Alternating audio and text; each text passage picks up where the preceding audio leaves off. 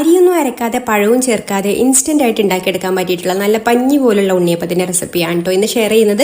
അപ്പോൾ അത് തന്നെ ഇതിലേക്ക് 1 കപ്പ് പുട്ടുപൊടിയും 1/2 കപ്പ് മൈദയും ചേർത്ത് ഒന്ന് മിക്സ് ചെയ്ത് കൊടുത്തതിന് ശേഷം ഇതിലേക്ക് ഒരു 1.5 കപ്പ് വെള്ളം ഒഴിച്ചു കൊടുത്തിട്ട് നന്നായിട്ട് മിക്സ് ചെയ്ത് കൊടുത്ത് ഒരു 10 മിനിറ്റ് നമുക്കിതൊന്ന് അടച്ചു വെക്കാം.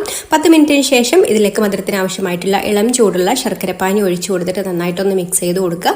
ഇനി നമുക്കിത് മിക്സിയുടെ ജാറിലേക്ക് ചേർത്ത് കൊടുത്തിട്ട് ആവശ്യത്തിന് വെള്ളവും ഒഴിച്ചു കൊടുത്തിട്ട് നന്നായിട്ടൊന്ന് അരച്ചെടുത്തിട്ട് നമുക്കിത് ഒരു ബൗളിലേക്ക് മാറ്റാം. ഇനി ഇതിലേക്ക് മധുരം ബാലൻസ് ചെയ്യാൻ ഒരു 1/4 ടീസ്പൂൺ ഉപ്പും ഒരു 1/2 ടീസ്പൂൺ ഏലക്കാപ്പൊടിയും പിന്നെ ഒരു 1/4 ടീസ്പൂൺ ചുക്കുപൊടിയും 1/4 ടീസ്പൂൺ സോഡാപ്പൊടിയും കൂടെ ചേർത്ത് മിക്സ് ചെയ്ത് കൊടുക്കുക. പിന്നെ തേങ്ങാക്കൊത്ത് ആവശ്യത്തിന് ചേർത്ത് കൊടുത്തിട്ട് നന്നായിട്ട് മിക്സ് ചെയ്ത് കൊടുത്തതിന് ശേഷം ഉണ്ണിയപ്പച്ചട്ടിയിൽ ഓയിൽ ഒഴിച്ചു കൊടുത്ത് ചൂടായി വന്നതിന് ശേഷം ഇതുപോലെ ഓരോ കുഴിയിലും മാവ് ഒഴിച്ചു കൊടുത്തിട്ട് തിരിച്ചും മറിച്ചൊക്കെ ഇട്ട് കൊടുത്തിട്ട് ഒരു കളറായിട്ട് ബ്രൗൺ കളറായിട്ട് വരുന്ന സമയത്ത് നമുക്ക് കോരിയെടുത്താൽ നല്ല പഞ്ഞി പോലുള്ള ഉണ്ണിയപ്പം റെഡിയായി എളുപ്പത്തിൽ ഉണ്ടാക്കിയെടുക്കാം. അപ്പോൾ കൂടുതൽ വീഡിയോസിനായിട്ട് ചാനലൊന്ന് സബ്സ്ക്രൈബ് ചെയ്യാൻ മറക്കല്ലേ.